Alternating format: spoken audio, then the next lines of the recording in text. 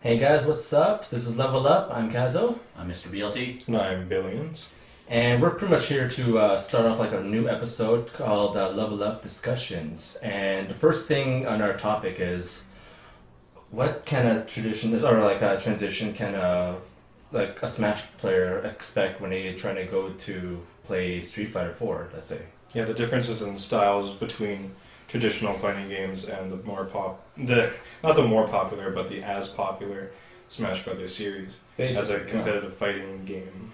So we're gonna try and cover like the best of each one, and then see like the problematic and see how a person can overcome that, and then try to like let's say how can I as a Smash player let's say move over and play Street Fighter competitive. Yeah, because I've witnessed you being a newer Smash player, and you witnessed me being a newer Street Fighter player. So yeah, let's get started though. So what do you think though? Like in between like Smash and Street Fighter, the fighting styles in between. When I first think of Smash, I think of it as a very interesting fighting game, but I guess a lot of the community keeps thinking of Smash as this party game. Especially, I think a lot of people took Justin Wong's opinion to heart, saying that, oh, Smash is a party game. But as we've seen in recent years, the introduction of Smash into EVO has kind of solidified it as an actual legitimate fighting game. And in a sense, I do believe that is true. I mean, it has the general features of a fighting game. It has the setups, it has the combos, it has the general feeling of basically mind games, the general essence of trying to figure your way around your opponent the same way that most fighting games do. It doesn't matter what fighting game you play out there, if you guys are at the same level and you guys know the intricacies of it, it's always going to end up being the same way generally, I think. Yeah. Well, going in between Smash Brothers and traditional fighting games that I usually do, I'm just gonna go with Street Fighter as the basic thing, right? Okay. I feel that Smash Brothers is a bit more artistic in the way everything goes because there's only a couple buttons, right? So there's not a lot of memory to combos, right? Everything's not as set in stone as pressing like a certain sequence of buttons over and over again, right? Everything happens very quickly. You control exactly how high you jump, how your horizontal movement is exactly with wave dashing, regular dashing, walking. It's there's a lot of different movement options. If you like analyze like the action the APM of like professional melee players, it's way up there. What's that APM? It's for actions per minute. Okay. Like there's like it's like if you go by a frame breakdown, it's like jump, wave dash, and like so many other things, especially for a Fox player. And so it's a lot more like eclectic, artistic, right? It's a lot more creative, I believe. Mm-hmm. Not to say that Street Fighter isn't, but I feel like with Street Fighter, like and like witnessing you as a newer player, when you jump and when you jump forward, you have that exact trajectory. Mm-hmm. You can't really control that unless you're like Zangief, because you can jump like a pixel shorter if you do something, right? And then your neutral jumps and then backwards jumps, right? Whereas Smash Brothers has every range of movement when you're in the air, and as well as horizontal movement, right? Because it's either just walking back and forth or dashing back and forth or whatever. So like the styles of Smash Bros. Compared to Street Fighter are very different, and as a player of both, like you have to prepare yourself for that kind of mindset every once in a while because it can throw you off. So basically, the transition from like using all the mobilities is less than like what Street Fighter can accomplish, basically. Yeah, I feel. Yeah. I feel that way. Okay. Do you have anything else to add, Matt? I mean, like in terms of like the style and everything, and what people can look out for. I guess as Chris said before, we talk about the creativity. I think a lot of it is due to the fact that as people find new things with the game, people can find new ways of getting around and doing other things. I mean, I even think about. I guess maybe might not exactly fit, but it just kind of reminds me of if anybody's ever heard of the PS2 game of Hokuto no Ken, that PS2 fighting game that's like Guilty Gear. When it first came out in Japan, a lot of people said like Toki was broken, and then like the game just died until some guy figured out that every character has an actual infinite combo and made every character viable after that. Then people started doing that in tournaments again, and it just grew. And in the same way that when Melee came out, I guess it kind of seemed to get casual until people figured out how to wave dash, how to do other things in the game. And started removing items. Yeah, and then like the game just exploded. Like it started becoming much more significant in the fighting game scene, and even to the point where I guess when Sakurai found out there was a lot of backlash and brawl about the way he saw things, in Smash 4 now you have the ability to play more competitively with Omega stages. They seem to cater a lot more to competitive as well as, I guess, to the more casual party crowd. Yeah, that's pretty much a good point, though. I mean, like, from what... Like, I pretty much, you already know that, like, I'm already, like, very rookie in terms of, like, playing Smash. Yeah. In comparison to, like, doing Street One jump Gerard has a good Jump quality. Gerard. But, like, that being aside, though, I mean, like... obviously, we already covered the points that, like, Smash 4 obviously has a lot more movement. So you gotta know which and where placement you need to be at in terms of the stage. And even the stage it matters, too. It's not just like we're like Street Fighter. It's like it's only plain background. And it's all cosmetic. Exactly. I mean, like in Tekken, the stage matters because there's wall combos. There's infinite stages. Right? That's like there's other fighting games for that's true. like different fighting game mechanics for that though. But even as a Tekken player or Street Fighter, like as just general fighting game player towards like a Smash player, you have to like know like the whole combos, the movesets, just like how it is from a general point of view. But then the only thing that makes it a big difference is that where you are placed, where you are in Street Fighter or let's say Tekken. Let's say if you're back against the ropes, you already know what to expect, right? Right. And in comparison to like Melee or like Smash itself, there is no walls. Yeah, there's not. So the only thing that would be considered a wall, basically, in itself, is like if they're towards like the edge. Yeah, in itself, it's like then they know that they have to be careful. They know how to like work your way around that, though. Yeah, I suppose the equivalent to cornering would be corner pressure is like edge guarding. It's very equivalent. So that's the only thing I would say is like if a person were to like solidify themselves from like moving from the transition from like Smash towards like Street Fighter, they would know the basic physics of like what's the frames, what's the movement, the characters, and like how a person plays. Though, like if I would say if you have to like look it through, check it out like on stream or even like even tournaments wise or even attend to see how a person would play like. In a full scale level, then you would know that how the whole work there is to like play a special fighting game such as like Smash or even Street Fighter, because I would say even any fighting game, like any game in itself, can be easy to pick up and play, but then tough to master later on towards the years when you play middle level, and then. Even when a person gets so passionate about that game, then they would like you would exceed above all levels in terms of like how a game should be played, especially against like a high level ranking opponent. Let's say online or offline, I would say. Mm-hmm. For sure. As a traditional fighting game player, Gerard. Yeah. Well, what struggles do you think would you find that you have when you are playing Smash Brothers or other games other games in the series?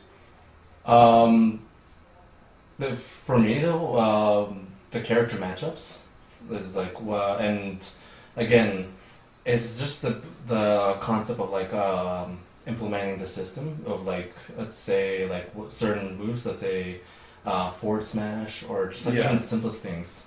But then even the simplest things can mean a lot. Like it can be grouped into one category in terms of playing. So it's like let's say if you want to play defensively or you want to play offensively.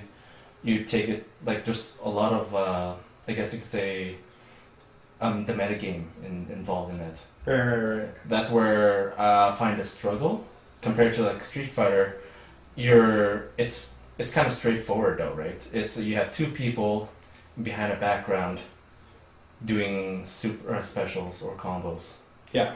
Or Tekken wise, you have two people in a plain background, just literally like using their like I guess you could say like physical hand-to-hand combat, like Yeah. Virtual Fighter or like type of deal. So it's just a matter of like even though it's like the controls is already easy enough, but then it's just having the time to like find like where should you be like, and like you said, actions per minute. Like Yeah. like you could find StarCraft players like doing the same thing, and then like in terms of like I'm sorry, I'm just putting like StarCraft in this sense, Right. because they use a lot of actions per minute too in terms of like Yeah. figuring out what to do. Same thing with this one, and like in comparison to Street Fighter, there isn't that much going on there unless you already know like where the opponent is. Yeah, it could definitely be a bit more calm with Street Fighter, I find. Yeah. Even though I like to be in your face Right. all the time, but like the movement's a bit slower, right? So you can space out your movements a bit better, think more carefully about your approach. Definitely, when compared to Smash, when people are just really fast, wave dashing back and forth, and then dash dancing and doing all these other things, and it's hard to pay attention to, right? And then they're just on you. Like you played a lot of tournaments, especially in Smash. So Yeah. you've seen how the high level play would be. Well, I watch the high level. I don't get to play against the high level because I'm not there yet. Well, you are like pretty much one of the best, right? Like in terms of like I'm alright. in Smash wise. Then like you're in Alberta. I'm okay. Yeah. Okay. I'm okay. I'm gonna be real. I'm gonna be modest. Okay. I'm not that great. He's modest. But I like some struggles I have, like being a primarily Smash player and going into like fighting games, is that sometimes I always think I have a bit more control over my character. Yeah. Because it's like sometimes I'll jump forward as like T-Hawk or something and be like, oh wait a second, I have to commit to this, right? It's a commitment thing, right? And like sometimes when I'm getting juggled in Tekken or something, I try to I think I can DI Yeah. out of the combo like you would be able to in Smash Brothers, but it just keeps going and going and going. And then it's just a mindset thing. It's like what you're used to, right? The things that you like, the variables that you're able to control are a lot different in different games, right? Because I remember when you started playing Smash, you weren't very used to like having a jump, and some characters have more jumps, and then you have the up B, the That's recovery move. So And then some characters actually has like let's say Jigglypuff can still keep riding. yeah, exactly, You know. right. And then you because you're a Street Fighter player, I always saw you early on just committing to your jumps because that's what you're used to, right? Yeah. One jump draw. Fair enough. Yeah. Yeah, but I mean, yeah, it comes with it comes with experience to be able to get over that and be able to switch on the fly like that, right? As a Tekken player, like, what do you see like the transition? Do you see anything or? Well, I guess to be honest, I've actually played Smash a little longer than I've actually played Tekken because Okay. back in the day when I had an N64, I played a lot more Smash. Oh, I didn't know that. But I feel personally that a lot of one of the differences I think that as I kept listening to what Billions was saying is that the concept of taking advantage of a person's space is a lot different in Smash because there's a lot more things with the special moves that happen with Smash. For example, if I take probably my favorite character in the Smash series of playing as is Snake. He can lay landmines and he can lay C4, which means he can take up like quite a bit of space on the map and kind of push the other person into fear of like setting off something that they feel is, oh no, he might set up the landmine on me, or at least in Project M's case, oh no, he might tranquilize me at that point if he gets too close or anything. There's a lot of space aspects of that that is different than I guess in Tekken where I guess Mishimas can wave dash really fast over stage, and that's in a sense that's how they can pressure people, how they take up space, is being able to go from one place to really really fast the next. Or like some that can wave that can like I guess say lay and Tekken can do the haha step, so you can actually kind of lure people in into doing something that they feel is safe, and then suddenly they can turn the tables on them with a stance change and some mix up and just I guess totally destroy the other person. So in a sense, I feel like the way that that space is seen in both games also is it's fundamentally different in that sense, and it can trip you, because in a sense, with the traditional 2D fighter, you don't have as many options to take up space, I guess, in that sense. Yeah, the movement options and fighting games are a bit more different, right?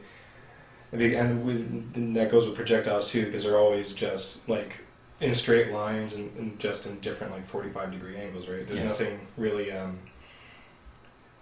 different about them, but because in Smash Brothers, there's a lot more movement options, all the projectiles are way more different, right? Like you've got fireballs from Mario and they bounce and bounce and bounce.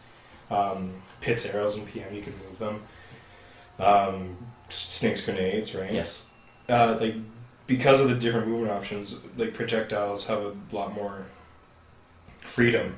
Yes. In their variety, right? Because it's so much different. The difference between spamming Fox's and Falco's lasers is much different than Ken and Ryu Sadokins, right? Yeah. They're very similar in that way, but the game, the way you get around it is way more different. Mm-hmm. It's interesting. I guess the options of movement wise of getting around people's around people's areas also differs in that sense. A lot of games I think try to implement double jumps to get away through some people's projectiles. You have air dashes in Blaze Blue. You have side steps in generally in 3D fighters. I guess a lot of the developers give you a lot of options of trying to figure out your way through opponents, though in Melee's case it was accidental to find a wave dash. Mm-hmm. But generally speaking, at least now that it's part of the game, we have different options of trying to get around opponents now with the freedom of movement and all that fact. And I think in recent times with, this might be a little off, but with the advent of, the Kinect and they tried to come up with, what was that new Xbox One fighting game they came up with the Kinect? Anyways, it was some game where they tried to make it more realistic, but at the same time, when they tried to do that, it didn't really work because it didn't feel like you were really the character as per se, or one-to-one as they like to say, because it's not really the same in real life, or even other fighting games, which you kind of have a bit more freedom and you do feel like there's more control of the character per se. And I think that's one of the things that's really important in a fighting game, is that you have to feel like you're in control of the character. Yeah, there's a bit more feedback in those actual games, because I know what game you're talking about. Yeah. And when you get hit in the Kinect game, it's kind of oh well, I'm just gonna keep flailing my arms around, right? Yes. But in other games are consequences to your actions. It's a lot more feedback, right? It's done. Makes you feel a bit more in the game. Yeah. As opposed to when you're actually the character. Yeah, hits done. I think we're trying to get up at. Well, anything else though? It's if you guys have anything else to comment on that though, pretty much put it on the video or comment underneath the video below.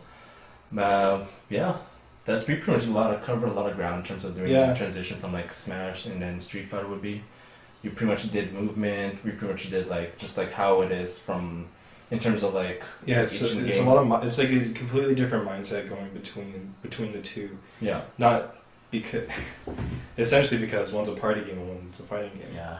I guess it's kind of funny when I went to Evo and I played almost every single game there, and as soon as somebody goes up to you and is oh, what games do you play? It's I play Smash and I play Street Fighter. They look at you what? It's why don't you just pick one game, or why don't you just pick Street Fighter and Tekken or something like that? Yeah, everyone seems to be very dedicated to a certain side, right? Yeah. Whenever we go to tournaments in the city, there's the FGC side and then the Smash side. And they're always very extremely separate from each other. Yeah. There's no animosity, but there's a silent I don't play your game, you don't play my game. Yeah. Kind of thing, right? It's just one of those things where then they had more experience than the other. So then if they try to some people are really afraid to go up and beyond their scope of practice. That's the thing. Yeah. Because I remember when I was in Canada Cup way back when in 2011, and then I was playing Tekken and just competitively, and I could hear people in the background. I knew they were Marvel players because we had a Marvel stuff. Just because, like, you know. Yeah, you know Marvel players. Yeah. I was like, yeah, I could hear It's something. Marvel. But They have their own loudness. About exactly. But then at the time, it was pretty hype. They were looking at us, and Tekken's not a big scene here in Calgary, anyways. Yeah, we're the best players because we're the only ones that play it. Well, that's one thing too. But then the point is, like, what I'm trying to get across is the fact that, like, when they saw like a full like tournament going on and everything, all I could hear there was like, man, that looks pretty hard to do, you know, because the comparison to what Marvel can do, it's like totally like galaxies away of, like, you know, learning the combos, learning like the setups. Oh, learning, absolutely, yeah. Like, you know, there's so much things to do, and then very fast. and then they look at Tekken's like, oh my goodness, it's like they get intimidated because it's a 3D fighter. It plays like a Marvel game because of like the crazy combos you can do, and then they're like, I like it, I respect it, but I won't play it. Yeah, I get a lot of that every time I go back to Toronto. It's like I want to test my stick playing Tekken, and then I have a lot of the community going asking me, is like, oh, Tekken, I won't touch that with a 10-foot pole because it's way too hard. I'm like, it's not really that hard. I mean, I look at like you said, I look at Marvel and like, I'm too intimidated by it because number one, there's so much stuff going on the screen I can't even see, and number two is like, I don't know if I really can, if I can give myself the opportunity to really learn the combos and like try and be able to learn the intricacies of the system. But at the end of the day, like everything else, it's really whether you like the game or not, and whether you will put in the effort. And generally speaking, I got into competitive Tekken because I had a friend who really loved Tekken, and I really wanted to play with them. It's more than you too. It's actually a bunch of Koreans. It's actually a bunch of Koreans that actually introduced me to Tekken, and they wanted somebody to play with, and I actually self-taught myself how to play it, and as I got my ass beat over and over again, I still enjoyed the game, and eventually, like, they accepted me into the circle, and they're like, hey, I think you're pretty good with this character, you should stick with them. And I guess it's that sort of encouragement that helped me get into Tekken a lot more. In that same way, I guess you helped me get into Street Fighter a lot more, because I remember back in the day, I'd always get my ass beat playing Street Fighter, and I just lost interest until I came back home, and I started playing with you guys, and I think I got better at it. I'd say so. Yeah, that's it. It all depends like who you hang out with. Yes. But like that being said, though, learn to other people. Fighting game is like another language, though. It's like whatever they speak, it's like what they're comfortable with. Mm-hmm. And like, I'm just 5, right? The whole language. Exactly. But that's enough for today, though. Like, tune in for the next episode. We're gonna feature another pretty amazing like discussion topic, though. So tune in for that. So as we close out, my name is Kazo. Mr. BLT. Billions. Take it easy, guys. See you guys. Yeah, level up.